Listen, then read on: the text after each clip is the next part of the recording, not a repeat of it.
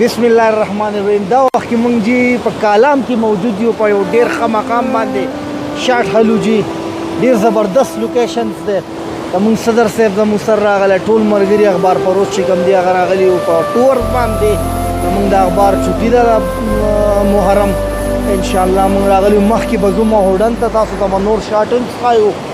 یو ډیر ښه لوکیشنز دی ډیر ښه ماحول دی ډیر ښکلی ځای دی کالام. دا وخت کې موږ د کالام په مقام موجود یو. تاج محمد نوم دی او د منګوري اوسېدونکی یم او موږ د سوات د کالام سیمې ته راغلي یو. دا وخت موږ د کالام خاص په کالام کې ناست یو او ډېر زبردست او ډېر خوندور ځای دی. دلته خوا کې را سره د کالام یو بجلیګر هم دی چې ډېر ښایسته او ابشارونه پکې دي. نو ډېر خوند یې وکړو. روټۍ موټۍ مو هم خوړله. مونږ ټولو سیلګرو ته دا ریکویسټ کوو چې هغوی راشي او د دې کالام نه لطفاندوز شي او خوندونه ترې واخلي. صدر صاحب الحمدلله زمونږ د کالام ټور چې دی سیل چې دی نو دا زموږ په زندګۍ کې اولنی ډېر ښکلی ماحول کې وشو او ډېر په ښکلي انداز کې زمونږ دا وشو. په افسوس د دې خبرې چې یاره زمونږ نور ملګري هم دي کالام ته راغلی په دې سیل کې په دې ماحول کې او په دې پیزاګانو کې شامل شوی نو هغوی به هم خوشحاله شو. صدر کالام چې مخکې کم لس اته کاله مخکې د کالام کم روډونه او د کالام کم حالات اوس مکمله توګه باندې د کالام حالات مکمل بدل شوي دي. د کالام خلک هم هغه پخوانی خلک نه دی ډېر مېلمهدوست خلک دی او ډېر اخلاقي توازن هم د هغو ډېر زیات ښه شوي دي. نو موږ د سیلانیانو ته دا درخواست کوو چې د کالام خلکو د کالام روډونه انشاءالله مکمل توګه چې دی نو کمپلیټ دي او دې د سیلانیانو ته موږ درخواست کوو چې کالام ته د ویزټ دپاره د لیدو کتو دپاره دي زمونږ څومره سیلانیان ملګري چې دي نو هغو راتلی شي دي انشاءالله. صدر صاحب زمونږ پروګرام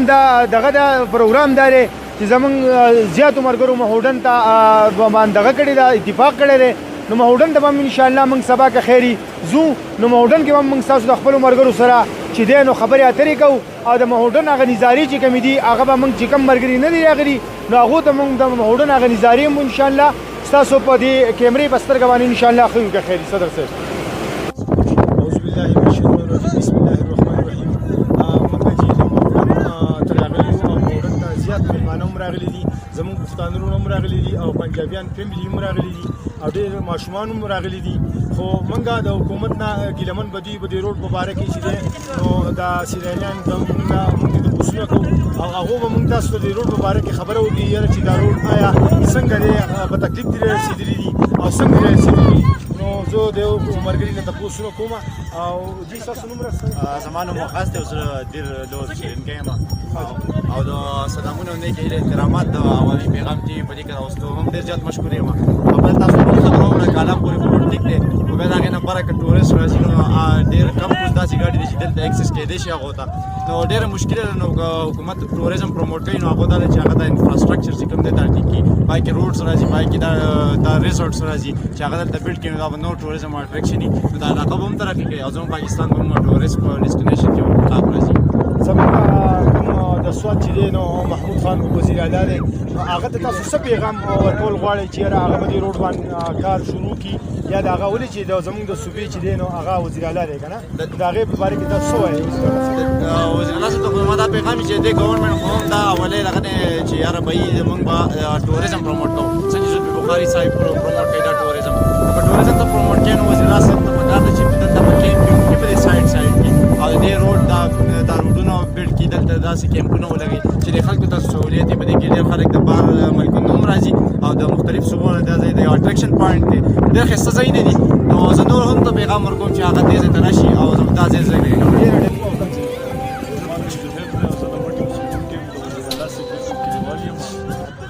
مخکې هم دې خوا راغلي وو مونږ بلکې د سوات اوسېدونکي دلته زور او زور مېلمانه راشي د هغو سره خیر کالام پورې چې کومه مسله وه مخکې یو کال یو نیم مخکې هغه مسله اوس خیر حل شوه خو اوس د هغې نه په بره چې اوس کوم ځای کې اوس نوي نوي ځایونه ایکسپلور کېږي نو هغې ته چې کوم د روډ دا سیسټم دی دا ډېر زیات خراب دی نو دا روډ سره ډېر زیات دور کړي خو دلته داسې یو فیلینګ سړي ته راشي چې کوم ځای کې د روډ دا سړی ډېر زیات ستړی کړي مطلب ډیر زیات ستړی شي. نو چې بیا دې خوا راورسي نو دا ځای کې لکه قدرتي او خبره چې سړی قدرتي او سکون ورته میلاو شي او دمه شي. نو دا ځای د دې ځای نه چې دا روډ سره برابر شي نو نور به هم د دې د غار سره شروع شي او ډېر مزیدار به دا نور دا خو داسې یو واحد حکومت راغلی چې د دوی په مرکز کې حکومت دی او په صوبه کې حکومت دی او ډېر په دغه باندې راغلی دي مطلب اکثریت یې ډېر سیوا ده. نو دیو له خو پکار چې کم از کم وزیر اعلی بلکې د خوشخبری خبره او زمونږ لپاره د خوشحالي خبره ده چې زمونږ وزیر اعلی زمونږ د سواد ته نو هغه له خلول په سر دې ترې نو دی لا خو چې نو لکه مطلب توجه ورکول پکار دي او په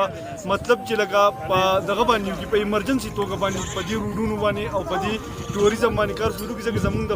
سواد د خلکو آمدن تقریبا ټوټل د ټوریزم نو چې په دې باندې کار وشي نو دوی سره به زمونږ خلک هم راځي او موږ امید هم ساتو چې را روان وخت کې به ان شاء الله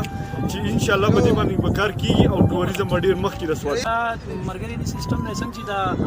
کته نه سړی راشي د ټوریست راشي د پنجاب سیند یا د پاکستان د نور سیمو نه راشي یا ایون د سواد خپل خلک راشي د کلامه پورې فروټ ماشاءالله ډېر خلک روښ شوی دی په خبره چې د موډنه پورې د روډ حالات ډېر خراب نو کم از کم دا د غنټي د نیمه غنټي لار دا او دا 4 غنټي 3 غنټي علي ګاډي پکې خراب شي ټوریست پکې خراب شي په خپل سړی هغه ټوټل موډ اف شي نو یو دا روډ به انتهایی خراب دی نو چې څنګه خو د وزیر اعلی صاحب نه او بیا د چې ام پی ایس سونه دي دا زموږ بلکې د سواد کې وزیران درې څلور وزیران دي ام پی ایس اف دی نو او وزیر اعلی هم د سواد نه ټول ته